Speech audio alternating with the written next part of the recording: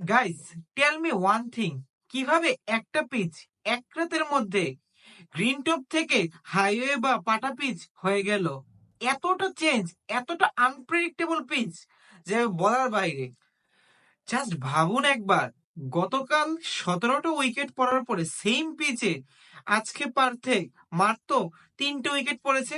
তাও আবার অস্ট্রেলিয়ার 3জন টেলেন্ডার ব্যাটসম্যান, একজন শুধু প্রপার ব্যাটসম্যান, সেটা হচ্ছে উইকেট কিপার এলিস ক্যারি।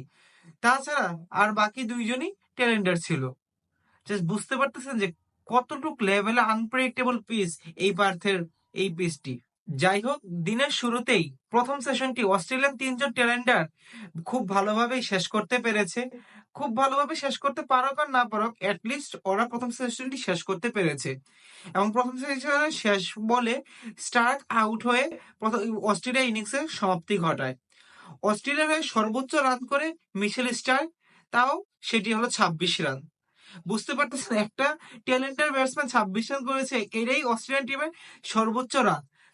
তার মানে কতটুকু পরিমাণ কোলাপস করেছে অস্ট্রেলিয়ান ক্রিকেট টিম এই ভারতীয় আগুনের সামনে, বুম বুম বুমরার সামনে এবং হর্ষিত রানা, ডিএসপি সিরাজের সামনে।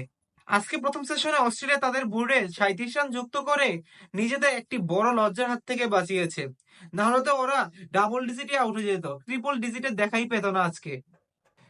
ইন্ডিয়ার হয়ে বোলিং এ সবচেয়ে ভালো বল তো করেছে কে সবাই জানে, তা হলো বুম বুম বুমরা। এতদিন আমরা বলতাম বুম বুম আফ্রিদি, এখন হচ্ছে যে বুম বুম বুমরা।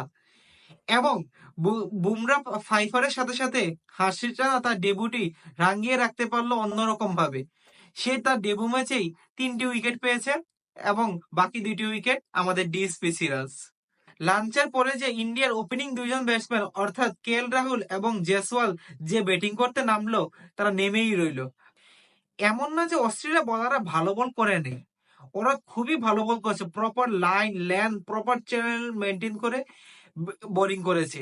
কিন্তু তাদের বোলিং এর থেকেও দুর্দান্ত ব্যাটিং করেছে এই দুজন ব্যাটসম্যান, জয়সওয়াল এবং কেএল রাহুল।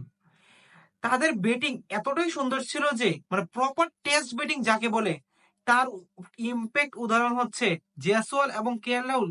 এবং তাদের এই ইনিংসটি ভবিষ্যতের অনেক অনেক দিন ধরে ভারতীয় সমর্থকরা মনে যে রাখবে তা বলাই বাহুল্য। অস্ট্রেলিয়ার হয়ে Starc, Hazlewood, Pat Cummins, Mitchell Marsh, ল্যাথন লার্ড এবং কামিংস তো দুইজন পার্ট টাইমার, লাবুশেন এবং হেইটকে দিয়েও 3 ওভার করিয়েছে। তবু একটি উইকেটও দেখা পায়নি, বা উইকেট নামক সোনার হরিণের দেখা পুরো দিন জুড়েই একটা অস্ট্রেলিয়ান বলারও পায়নি। কিন্তু উইকেটের চান্স ক্রিয়েট করেছিল জয়সওয়াল। একটা তো চান্স ক্রিয়েট করেছিল খোয়াজার হাতে স্লিপে ক্যাচ দিয়ে, বাট খোয়াজা ইন্টিসিপেশন খুবই বাজে ছিল, বা বাজে না, বাট মিস্টেক হয়ে গেছে, এখন কিছু করার নেই। ঠিক এর পরের ওভারেই স্মিথ একটি রান আউটও মিস করেছে। এই দুইটি ছোটখাটো স্লিপ মাইনার বাদ দিয়ে পুরো প্রপারলি ব্যাটিং করেছে জয়সওয়াল এবং কেএল রাহুল। জয়সওয়ালের কথা আর কি বা বলবো, হি ইজ প্রুভেন ক্যাম্পেইনার। তার পুরো পটেনশিয়ালিটি আছে যে আপকামিং রোহিত শর্মা হওয়ার, এবং সে হবেই, আমি বিশ্বাস করি পার্সোনালি। বাট আমি বলতে চাই, আমার চোখে পার্সোনালি আজকের দিনে সেরা ব্যাটিংটি করেছে KL Rahul. I know that Jaiswal 90 রানের একটি দুর্দান্ত ইনিংস খেলেছে, কিন্তু কেএল রাহুলের মতো প্রেসার নিয়ে কখনোই জয়সওয়াল খেলে নাই। কেএল রাহুলের মাঠে মাঠে তো দুজনের প্রেসারই সেম ছিল, কিন্তু কেএল রাহুলের এক্সটার্নাল প্রেসার আরো বেশি ছিল। এক্সটার্নাল প্রেসার বলতে ভারতীয় ব্যাটিং লাইন আপের সবচেয়ে বেশি এক্সপেরিমেন্টাল ক্যাম্পেইনার হচ্ছে কেএল রাহুল। তাকে 5-6 সব জায়গায় ওপেনিং, ওয়ান ডাউন সব জায়গায় খেলিয়েছে ভারত, এবং বারবার ওর ব্যাটিং অর্ডার চেঞ্জ করতেছিল। এবং সে কিন্তু ধরেই নিয়েছিল যে তার ভারতীয় টিমের হয়ে খেলা এই বুঝি ইতি, মানে গুড লাক ফর হিম, বা থ্যাঙ্কস টু রোহিত শর্মা এই ম্যাচটি না খেলার কারণে সে ওপেনিং স্লোরে চান্স পেয়েছে। এবং সে প্রমাণ করে দিল, ভারতীয় টিম ম্যানেজমেন্টের চোখে আঙ্গুল দিয়ে দেখিয়ে দিল যে তাকে অন ডাউন বা ওপেনিং এই নামাতে হবে, এবং he is a proven for opening বা one down. So KL Rahul এবং জয়সওয়ালের দুর্দান্ত ব্যাটিং এর কারণে আজকে ইন্ডিয়া বিনা উইকেটে 172 করে এবং 218 রানের একটি বিশাল লিডে রয়েছে। আমার মনে হয় যে লিডটি 400 রানে পার ক্রস করবে ইন্ডিয়ার যে batting depth. That's the reason বলাই যায় ইন্ডিয়া ফার্স্ট টেস্টে ডমিনিং সাইডে আছে এবং ইন্ডিয়ার এই টেস্টে জিতার 70% চান্স এখনই ক্রিয়েট হয়ে গেছে।